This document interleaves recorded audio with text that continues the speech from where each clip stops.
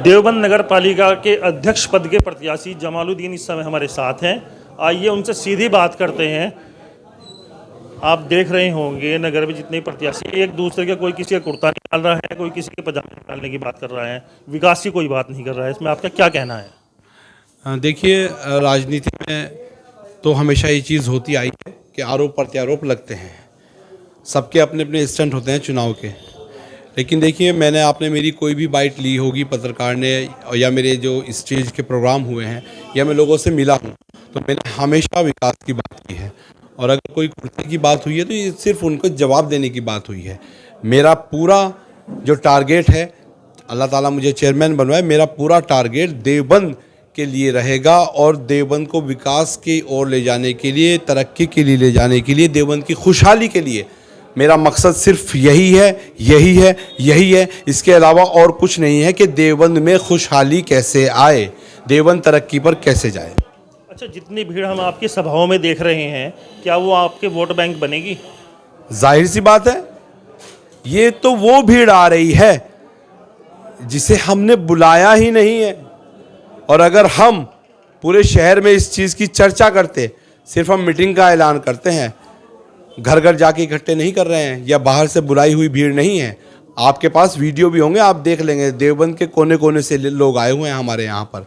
तो जो भीड़ आई है वो तो सिर्फ हमारे ये कार्यकर्ता हैं, वो ही सब वोट निकालेंगे। इंशाल्लाह रिकॉर्ड तोड़ जीत होने जा रही है यहाँ से। सर, मेरा एक अहम सवाल है। अतीक अहमद के जो बेटे हैं, उन्होंने जेल से एक लेटर वायरल हो रहा है उनका, उसमें लिखा है उनके जो परिवार की जो हत्या की गई, चाचा की, भाई की, उसमें उन्होंने मुलायम सिंह और योगी आदित्यनाथ को दोषी बताया है और इनकी दोनों की पार्टी का बहिष्कार करने के लिए कहा है मुस्लिमों से। तो इसमें आप क्या कहना चाहेंगे? जी बिल्कुल सही बात है। मैं तो ये बात पहले से भी कहता आया हूँ कि बीजेपी तो बीजेपी है ही, बीजेपी की बी टीम सपा भी तो है। तो जाहिर सी बात है, दोनों की मिली भगत है, उन्हीं के कारण इनकी हत्या हुई है, इन पे आरोप लग रहे हैं।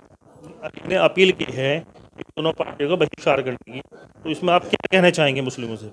मैं तो मुस्लिमों से यही कहूँगा, जो उन्होंने कहा है बिल्कुल सही कहा है। ये दोनों पार्टी बहिष्कार करने के ही लायक हैं।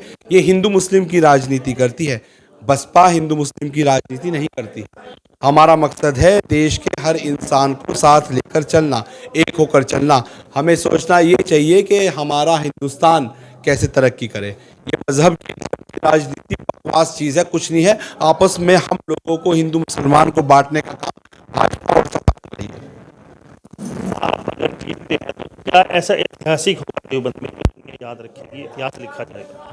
देखिए, इंशाअल्लाह मेरे वालिद साहब ने भी ऐतिहासिक काम किए हैं जो कभी किसी ने नहीं किए हैं। मसलन कूड़ा घर जो हमारे यहाँ बना है, कभी नहीं बना है। 2-2 टंकी बड़ी वाली मेरे वालिद साहब ने कभी किसी ने नहीं बनवाई है। उसके अलावा मेरी जो प्राथमिकता है, यहाँ पर कभी भी कोई भी स्टेडियम नहीं बन पाया है, जिसके लिए, क्योंकि मैं भी एक युवा हूँ और युवाओं में जो प्रतिभा है मैं उसको खूब परखता हूँ, देखता भी हूँ।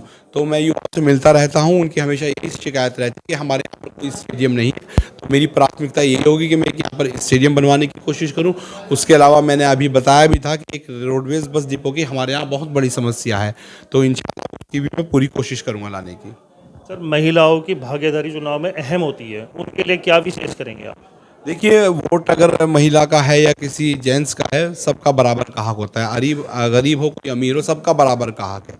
तो जैसा मैंने आपसे कहा है कि देवबंद के विकास के लिए मैं कुछ भी करने के लिए तैयार रहूँगा, उसमें महिलाएं भी शामिल हैं। महिलाओं के लिए ख़ास तौर से, क्योंकि महिलाओं को आमतौर पर दिक्कत परेशानी आती है कोई भी काम कराने में, तो मेरा ऑफिस 24 घंटे मुस्तकिल खुला रहेगा और इंशाल्लाह महिलाओं को किसी तरीके की समस्या नहीं आएंगी। वो चाहे पेंशन योजना हो, राशन कार्ड का मामला हो, प्रधानमंत्री आवास योजना हो, या उसके अलावा कोई भी सरकारी योजना चलाई जा रही है, या उसके अलावा कोई भी, इसके अलावा भी कोई भी काम होगा, इंशाल्लाह मैं 24 घंटे महिलाओं के लिए भी अपना पूरा समय दूंगा और उनको निराश होने की कहीं भी ज़रूरत नहीं पड़ेगी। चंद घंटे रह गए हैं चुनाव प्रचार समाप्त होने में। हमारे चैनल के माध्यम से देवबंद की जनता को क्या संदेश देना चाहेंगे? संदेश तो मेरी देवबंद की जनता से यही है कि मैं आपका बेटा हूं, आपका भाई हूं, आपका बच्चा हूं। मुझ पे भरोसा कीजिए, मेरा पहला इलेक्शन है, एक बार मौका दीजिए। इंशाल्लाह देवबंद की जनता का मैं सर शर्मिंदगी से झुकने नहीं दूंगा, देवबंद को विकास की ओर ले जाऊंगा। सभी से अपील करता हूं कि किसी के बहकावे में ना आए और 4 तारीख को एक होकर हाथी के निशान पर मोहर लगाएं।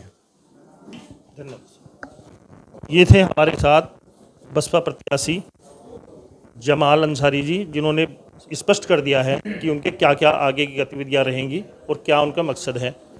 प्लस न्यूज़ के लिए अपने सहयोगी शाहिद खान के साथ Mandeep Ramesh Deoband. India plus news, सिर्फ वही जो सही।